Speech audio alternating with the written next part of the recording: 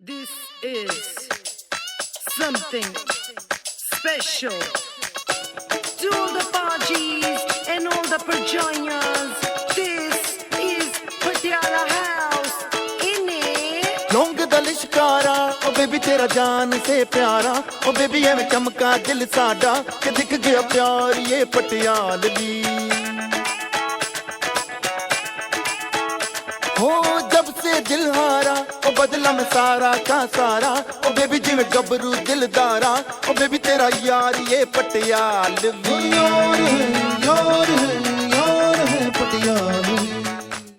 पहले ज़माने में दूल्हे खीर खाया करते थे, अब के ज़माने में दूल्हे चिकन पकौड़ा खाते हैं।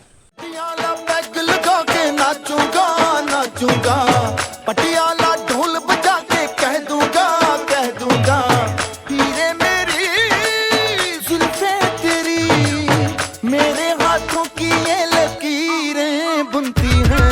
लौंग दा लिशकारा ओ बेबी तेरा जान से प्यारा ओ बेबी एवें चमका दिल साडा कि दिख गया प्यार ये पटियालवी।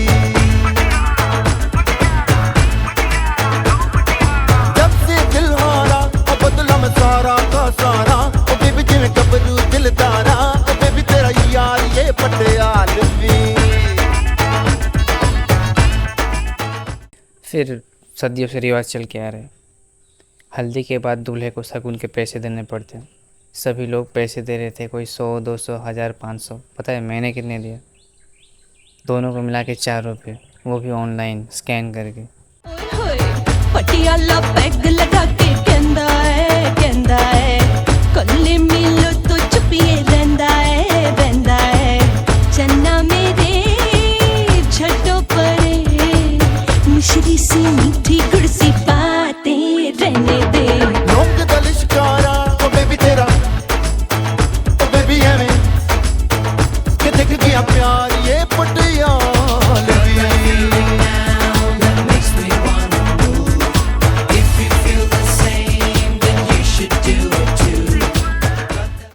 अब बारी आता है खाना खिलाने का, और खाना खिलाने में 2 टाइप के काम होते हैं, एक आसान, दूसरा टफ। आसान काम में आता है पानी देना, शरबत देना, प्लेट देना, पानी का गिलास देना, ये सब, और नमक वमक देना, ये सब सबसे आसान काम में आता है। और टफ़ काम में आता है चावल देना, सब्ज़ी देना, ये सब बाकी जो भी होते हैं। तो हम वही आसान काम जाके ढूंढ रहे थे कि जो आसान काम हमें मिले, जो हम कर सकें, पर पहले ही किसी ने वो छीन लिया था। हमें मिला दाल बांटने का जिम्मेदारी। मैं और मुद्दिन दाल बांट रहे थे। पहले बड़ा awkward लग रहा था, फिर जब माहौल में ढल गए तो बड़ा मज़ा आ रहा था।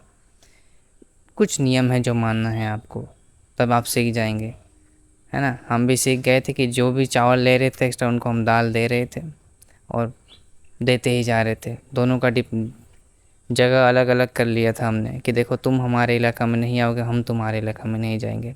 बहुत मज़ा आ रहा था।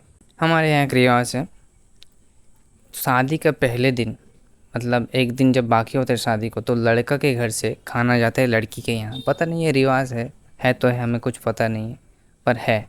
हम बढ़िया दाल बांट रहे थे, मज़ा ले रहे थे। इतने में शहज़ादा आता है, आके बोलता है सुनो तुम हमारे ससुराल जा रहे हो खाना लेकर। खाना लेके जब शहज़ादा का ससुराल गए तो देखा वहाँ पे अलमारी बन रहा है, और काफ़ी ज़्यादा बन चुका है, बस थोड़ा सा ही बाकी है। तो बस वही हमारा गंदा जमान जहाँ बस फिसल जाता है कहीं भी। तो हमने कह दिया कि अरे जो हो ऐसे ही भेज देना, बाकी हम देख लेंगे। हमारे यहाँ कुछ रस्म व रिवाज होते हैं, फॉर्मेलिटीज़ जो होते हैं लड़के के घर पे, लड़कियों के घर पे, दोनों के, दूल्हा दुल्हन दोनों के ही घर पे। लड़के के यहाँ होता है सबसे पहले हल्दी लगाया जाता है गोरा करने के लिए कालों लड़कों को, जो भी काले लड़के होते हैं।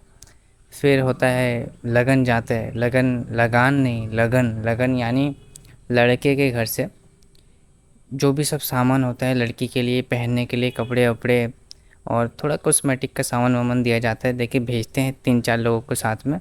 फिर वहाँ पे दुल्हन के यहाँ जाता है तो वही कपड़े पहन के उन्हें हल्दी लगाया जाता है, तो वही होता है लगन।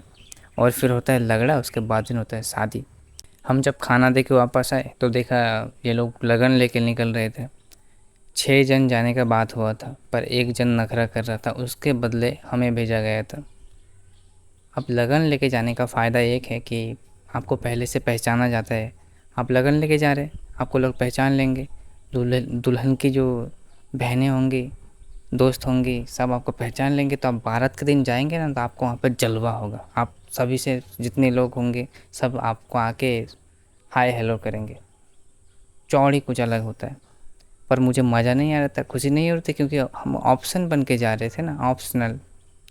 खैर 6 जन गए शहादत, जहाँ पे शादी कर रहा था। आज तक लोगों के मुंह से उस जगह के नाम पे हमने नेगेटिव भी सुना है। लोग कहते कि अरे वहाँ वहाँ तो रास्ते ही नहीं, वहाँ तो बहुत ही गंदगी है, वहाँ के कल्चर अच्छे नहीं हैं, वहाँ के लोग अच्छे नहीं, वहाँ की लड़कियाँ तो बिल्कुल अच्छी नहीं हैं। पर मैं जब गया वहाँ पे जाके जब देखा, तो मुझे कुछ लगा ही नहीं कि कुछ डिफरेंस है उनमें और हम में। मुझे तो बहुत अच्छा लग रहा था। फिर हमारे सामने आता है एक थाल यानी बड़ा प्लेट होता है, उसको थाल बोलते हैं। एक बड़ा प्लेट पे नाश्ता आता है, दुनिया भर में जितने सारे फल होते हैं सभी फल था उसमें, और 4-5 रकम की मिठाई थे। मुझे देख के शर्म से ज़्यादा अफसोस लग रहा था, क्योंकि मैं अभी अभी वहाँ से खा के आ रहा हूँ खाना। जब तुम लोगों को वहाँ पे भेजना था लगन पे, तो मुझे खाना ही क्यों खिलाया, क्योंकि यहाँ तो मैं कुछ खा नहीं पाऊँगा। अभी पेट पूरा इधर तक भरा है मेरा। फिर भी मैंने ज़बरदस्ती 10 मिठाई खा लिया मैंने। बचपन से देख के आ रहे, जो भी लोग लगन लेके जाते थे, वो जाने के टाइम जाते थे इंसान बन के, आते थे भूत बन के। उनको पहचाना नहीं जाता था, उनको इतना रंग लगा दिया जाता था कि उनको हम पहचान ही नहीं पाते थे।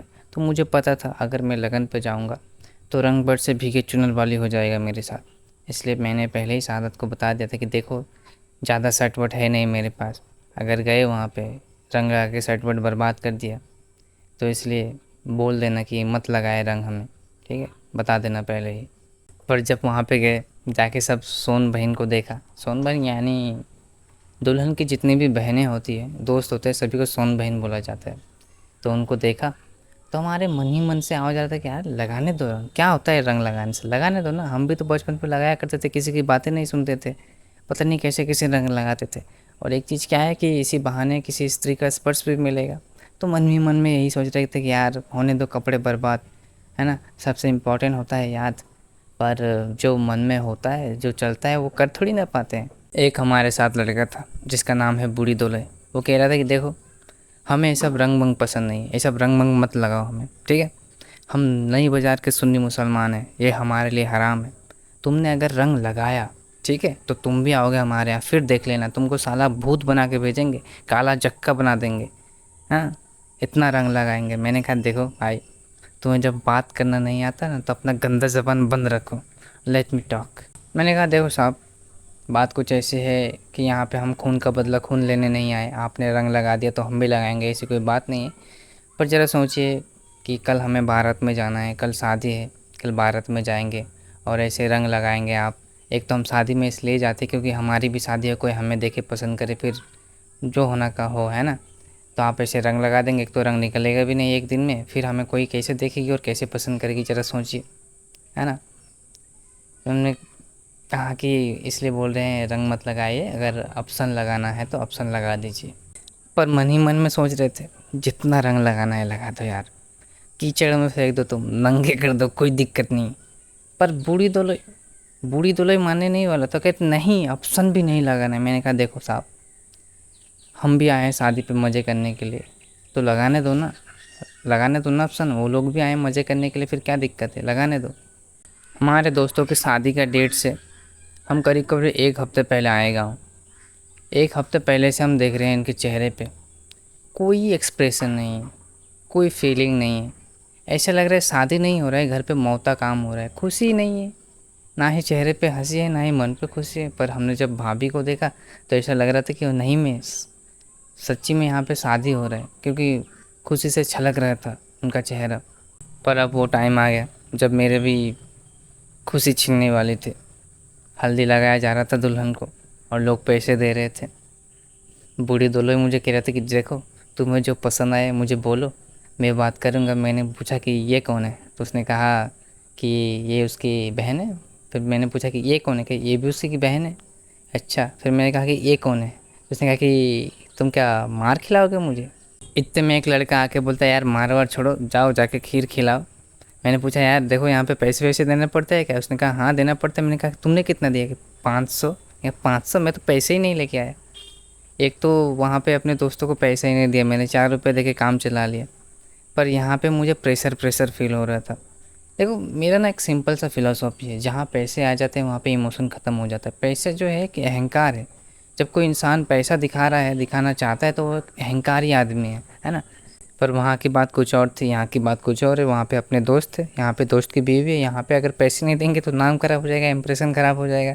फिर अपने एक लड़के से 200 का उधार लिया और गए खीर खिलाने के लिए। मैंने चम्मच उठाया, मेरा हाथ काँप रहा था क्योंकि चारों तरफ से स्त्रियों ने मुझे घेर के रखा था। बाहर बारिश हो रहा था, मुझे पसीना दे रहा था। मैंने खीर खिलाया, पैसा हाथ पे पकड़ाया, पीछे मुड़ के जा ही रहा था कि इतने में किसी ने तो मुझे लगाया ऑप्शन, वही जो ऑप्शन की बातें हो रही थी तब से।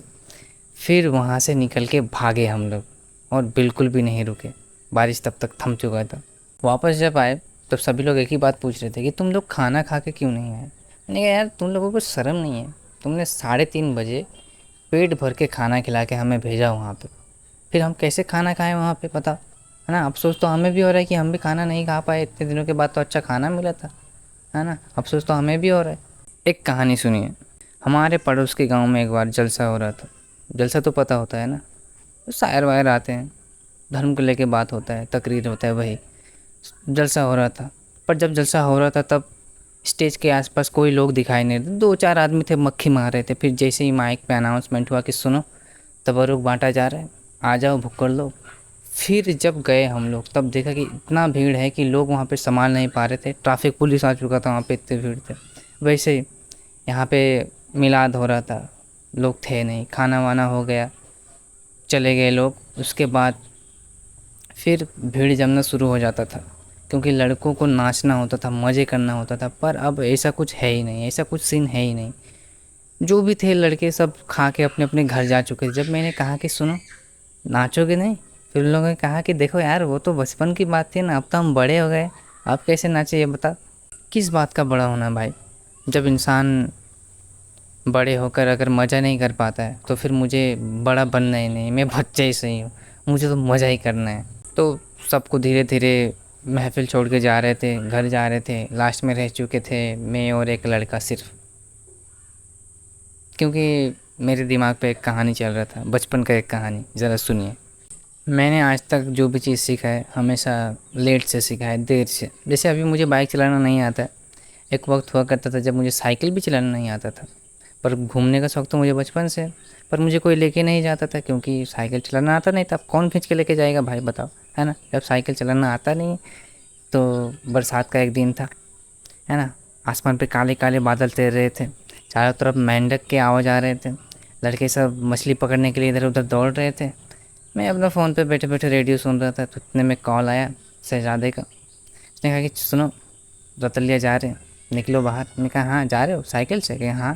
क्योंकि ठीक है मैं आता हूँ, अभी आता हूँ। फिर भाई साहब रतलिया जा रहे थे, रास्ते पे जा रहे थे, दुनिया भर की इधर उधर की बातें कर रहे थे सब। 11-12 साल की उम्र की बातें, वो अब तब का लेवल की बात होती थी। फिर अभी 1-2 बूंद बारिश गिर रहा था तो मैंने कहा यार कहीं रुक जाते हैं ना, भीग जाएंगे फिर तो तबीयत ख़राब हो जाएगा, है ना। तो उसने कहा कि यार देखो एक साथ में भीगेंगे ना तो एक याद बनेगा, और देखना यही याद एक दिन तुम्हें याद आएगा। मैंने कहा हैं सही में वही बात जो है अभी याद आ रहा है इसी वक्त बैठे बैठे उसी वक्त। फिर उसी 2 दिन के बाद मेरा तबीयत ख़राब हो चुका था। वो आया था मेरे घर पर देखने के लिए मुझे, आके हरामी मेरी ही माँ को मेरे ही खिलाफ़ भड़का के चला गया कि सुनो मैंने कहा था कि बारिश हो रहा है मत जाओ, भीग जाओगे तबीयत ख़राब होगा, पर मेरी बात सुना ही नहीं, चला गया रतलिया। अब भुगतो। इतना हरामी था सारा। रात के 11 बज चुके थे, डीजे पे जो भी टूटा फूटा गाना बज रहा था सब बंद हो चुका था, लोग अपने घर जा चुके थे, सिर्फ हम 4 लोग रह चुके थे। अब मैं मन ही मन में सोच रहा था कि अगर आज इन लोगों के साथ सो जाऊँ तो अच्छा होगा, है ना। यही आखिरी रात है अपने दोस्तों के साथ, पता नहीं फिर कब हो सोने का मौका मिले तो यहीं सो जाते हैं, यही मन में सोच रहा था। और एक एक करके बचपन की कहानी याद दिलाएंगे, बोलेंगे यार तुम्हें याद है एक बार हम पानी पूरी खाने गए थे, वहाँ पे कैसे हमने लड़कियों को हंसाया था उल्टे पुल्टे जोक मार कर, याद है तुम। ये सब बातें होंगी रात को, है ना, मज़ा आएगा, बकचोदी होगी। इतने में शहजादा आता है, आके बोलता है सुनो आज यहीं पे सो जाओ। मैंने कहा यार गले लग जाओ मेरे। फिर कहा कि यहीं पे सो जाओ क्योंकि सुबह को फर्नीचर आएगा रास्ते से लाना है, यहाँ पे सेट करना है। मैंने कहा गला काट दूंगा तुम्हारा, ठीक है। साले मजबूरी का फ़ायदा ले रहे हो बताओ। मैंने कहा कि देखो भाई आज और एक दिन तकलीफ़ कर लो बस। मैंने कहा यार देखो तकलीफ़ की कोई बात नहीं है ना, हम शादी में ऐसे काम वाम करने ही आते हैं, हमें वही मज़ा आता है। हम ऐसे पैर पे पैर रख के बैठ के आके लोगों को हुक्म करने के लिए नहीं आते शादी पे, हमें काम से ही मज़ा आता है। काम करते हैं लोग सब लड़के साथ में, जो भी काम करते हैं उसमें बातचीत होती है, बकचोदी होता है, वही मज़ा आता है। सोने गए सबको साथ में, बिस्तर लग चुका था पर मुझे नींद नहीं आ रहा था। मैं इधर उधर की बातें कर रहा था, बचपन का, जवानी का। फिर देख रहा था ये शहज़ादा तो गेम खेलने लग गया था। मैं सोचा यार ये किस टाइप का दूल्हा है, कल तेरा शादी है भाई सुबह को, आज तू गेम खेल रहा है और एक तो रील्स देख रहा था, पता नहीं क्या मज़ा आता है। और इसी बीच मुझे एक और कहानी याद आता है, सुनिए ज़रा। ये बात है सन 2019 की। तब एक हमें लड़की पसंद थी, क्योंकि उन्हें देखना, उनसे मिलना, बातें करना बड़ा अच्छा लगता था, है ना। वो पांशकुड़ा जाया करती थी, ट्यूशन स्कूल दोनों ही था वहाँ पे। जब भी आती थी वापस तो आते वक्त हम लोग बात करते करते आते।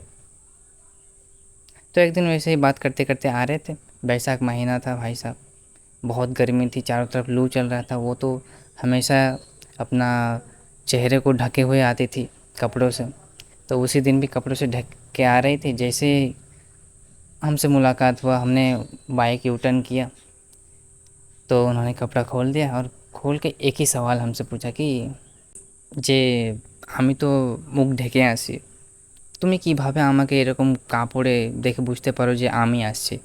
তো मैंने कहा তোমার চোখ দুটো দেখে, প্রথম দিন যেদিন দেখেছিলাম তোমাকে সেদিন তুমি মুখ ঢেকে যাচ্ছিলে, আমি সেদিন তোমার প্রথম চোখই দেখেছিলাম। আর সেদিন দেখে বুঝতে পেরেছিলাম যে আমি পৃথিবীর সবথেকে সুন্দর চোখ দেখছি। তোমার চোখ আমার কাছে ধ্রুব তারার মতন। যেমন নাবিকরা সমুদ্রতে ধ্রুব তারা দেখে দিক নির্ণয় করেন, তেমনি তোমার চোখ আমার জীবনে ধ্রুব তারার মতন। আর তেমনি তোমার চোখে আমি আমার জীবনের পথ দেখতে পাই। তো ফির উन्होंने कहा আচ্ছা তাই, অনেক হয়েছে, এত গরমে এত রোদে কেন আসো তুমি, তোমায় গরম লাগে না? তো मैंने कहा আমরা ছোটোবেলায় চাঁদকে দেখতাম, কত সুন্দর লাগতো, কিন্তু যখন স্কুল গেলাম তখন জানতে পারলাম যে চাঁদের নিজস্ব নিজের কোনো আলো থাকে না, সূর্যের আলোয় আলোকিত হয়। তো যদি কোনো দিন সূর্য চাঁদকে জিজ্ঞেস করে যে তোকে গরম লাগে না, मैंने कहा मतलब ये है कि আমি তোমার থেকে আলো পাই, জীবনের আলো, আশার আলো, তাই আমাকে গরম লাগে না।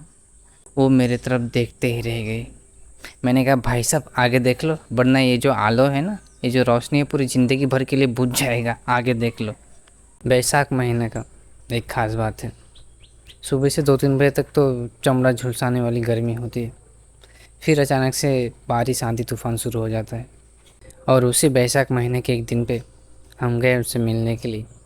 आसमान में काले काले बादल तैर रहे थे, अंधेरा होके आ रहा था धीरे धीरे, ठंडी ठंडी हवाएं बह रही थी और सामने से वो आ रही थी।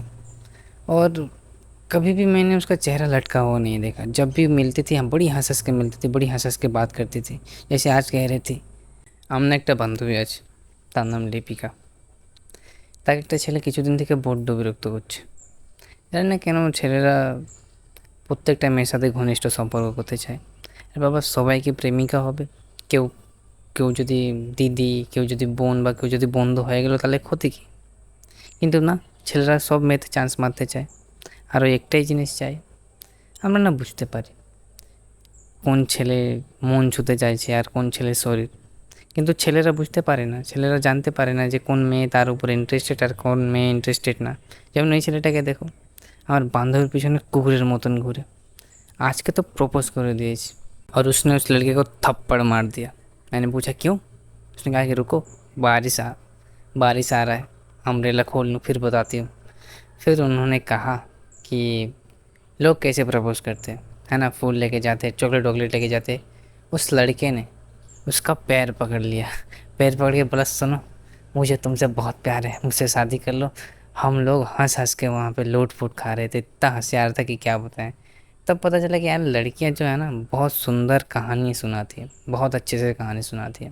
फिर बारिश बहुत तेज़ हो गया था, तो उन्होंने कहा कि जाओ घर चले जाओ, भीग जाओगे तो तबीयत ख़राब हो जाएगा, कल आना, कल बातें कर लेना।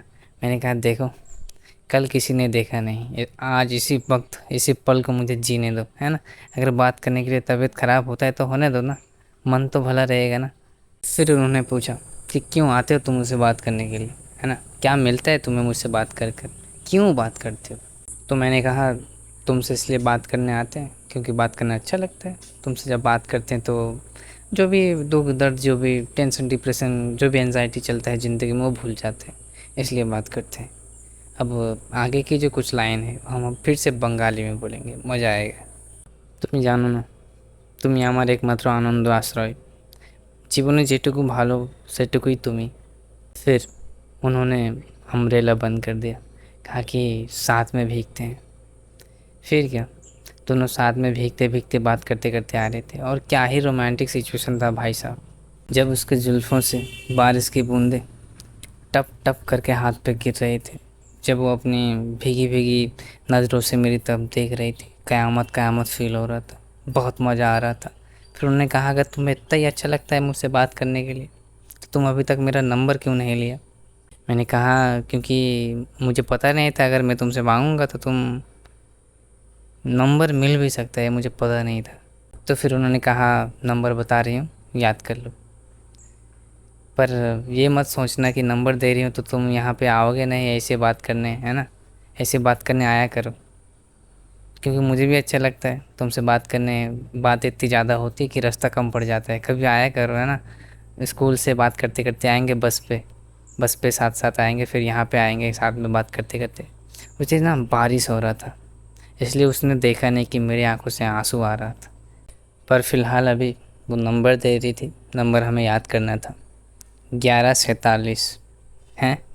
ये किस नंबर है। तो मैंने जब साइड में देखा तो वहाँ से शहजादा मुझे कह रहा था कि भाई 1147 हो गया, सो जा, जल्दी सो जा, सुबह को फर्नीचर आएगा, उतारना है। मैंने कहा भाई तुम सोना यार, तुम क्यों गेम खेल रहे हो, है ना। पबजी खेलना बंद करो, कल से तो असली खेल खेलोगे, बंद करो। अब आप लोग सोच रहे होंगे कि भाई ये शादी का वीडियो है ना, इसमें क्यों तू अपना कहानी सुना रहे। क्योंकि जब भी मैं उनसे बात करने जाया करता था, गर्मियों में झुलस के लू चलती थी, तब मेरे साथ कौन चलता था, शहजादा, है ना। मेरे साथ बारिश में कौन भीगता था, साथ में जब जाते थे बात करने के लिए तब मेरे साथ शहजादा ही होता था। मुझे सबसे पहली बार अतले कौन लेके गया था, शहजादा। तो इम्पॉर्टेंट तो है ना ये सब बताना, क्योंकि मुझे बाइक चलाना आता नहीं था, वही जाता था मेरे साथ। शहजादा से बात करते करते वो सो गया था। अब मैं गया शहादत के पास, जाके देखा तो वो रील देख रहा था। और शहादत के बारे में क्या बताएं आपको, उसके साथ जो भी आज तक कारनामा किया है सभी ना यहाँ पे छपा हुआ है, एक एक छवि है दिमाग में प्रिंटेड। जैसे एक कहानी सुनिए। एक बार की बात है, मैं अपनी ज़िंदगी से बड़ा तंग आ चुका था। मैं गया शहादत के पास, मैंने जाके बोला कि देखो अब मज़ा नहीं आ रहा है ये सब प्रोफेशन, कुछ और देखना पड़ेगा, पैसे छापने पड़ेंगे, वरना ये शादी वादी नहीं होगा। क्योंकि लड़कियों को माँ बाप को चाहिए नौकरी, पैसे, प्रॉपर्टी, बड़े घर, कहाँ से लाएं ये सब, है ना। तो कुछ करना पड़ेगा ज़िंदगी में, है ना, पैसे वैसे छापने पड़ेंगे, कुछ तो करना पड़ेगा। तो फिर शहादत ने कहा कि सुनो मेरे पास एक बिजनेस प्लान है। मैंने कहा क्या बताओ। कि कोई शुरू में ज़्यादा इन्वेस्टमेंट नहीं लगेगा, ROI बहुत ज़्यादा है, और 1 साल में पैसा 4 गुना। मैं दिमाग में सपने देख रहा था कि बड़ा घर, बड़ी गाड़ी, बड़ी बीवी, उसका बड़ा बड़ा। मैंने पूछा कौन सा बिजनेस भाई।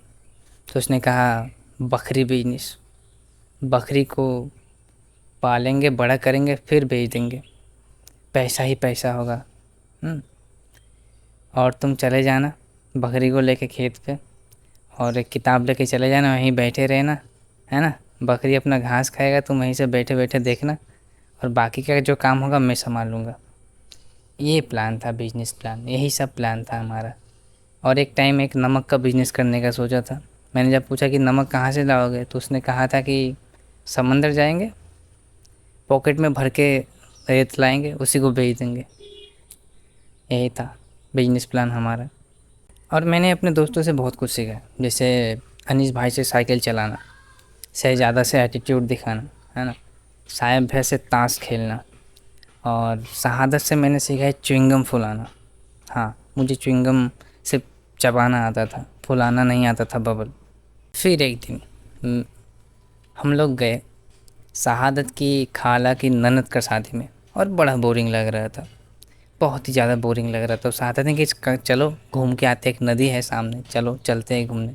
हम गए नदी पे, जाके देखा नदी पूरा फटा हुआ पड़ा, नदी पे पानी है नहीं, मिट्टी सूख के फट चुके। मैंने कहा ये कैसा नदी है भाई जिसमें रेत का नामो निशान नहीं और मिट्टी फट चुके। तो उसने कहा कि देखो साल में एक ही बार पानी आता है इसमें, इसलिए रेत नहीं। मैंने कहा भाई हमारे कंसाबोती में भी साल में एक ही बार पानी आता है, फिर उसमें रेत कौन छोड़ के जाता है, परी जाके छोड़ के जाती है रेत। यहाँ कि तुम ज़्यादा बहस मत करो, ये लो च्युइंगम खाओ। फिर मैंने च्युइंगम खाना शुरू किया और मैंने कहा कि हाँ भाई तुमने सही कहा था, ये नदी ही तो है, वो देखो लोग वहाँ पे टट्टी कर रहे बैठे, ऐसा कोई नदी है ही नहीं जहाँ पे टट्टी ना हो भाई सब, है ना। फिर जो हम हंस रहे थे हो करके, क्योंकि बहुत भयानक जोक मार दिया था मैंने। फिर उसने कहा कि यार तुम देख रहे हैं तब से तुम च्युइंगम चबा ही रहे हो, फुला क्यों नहीं रहे हो। मैंने कहा क्योंकि मुझे फुलाना आता नहीं है। तो फिर उसने मुझे सिखाया कि पहले च्युइंगम को चबाओ, चबा के अपने जीभ से, अपने ज़बान से उसको चपटा करो, है ना। फिर अपने दांतों के बीच में लो और हल्का सा उसमें हवा भरो। फिर मुझे आया च्युइंगम फुलाना। फिर दिमाग में एक थॉट आया कि अभी तो कुछ ही दिन पहले मैं शहज़ादा मुफिजुल गए थे, अपने अपने फ़ोन जाके तोड़ के आया था। वहाँ पे तीन लोगों के अपना अपना फ़ोन जाके तोड़ के आए थे। इसका कहानी बाद में सुनाएंगे। अभी कुछ दिन पहले हमने 30 वाला केक से शहज़ादे का बर्थडे मनाया था। अभी कुछ दिन पहले मैं और शहादत जाते थे रतलिया बाज़ार करने के लिए साथ में साइकिल से। हर दिन शाम को बड़ा मज़ा आता था। एक दिन तो आते थे टूटता हुआ तारा देखे थे हम, बड़ा मज़ा आता था। अभी तो कुछ दिन पहले हम अनिस भाई के साथ जाके बाइक से गिर के हाथ पैर छील के लेके आए थे, है ना। अभी कुछ दिन पहले सब लड़के मिलके आम चोरी किए थे।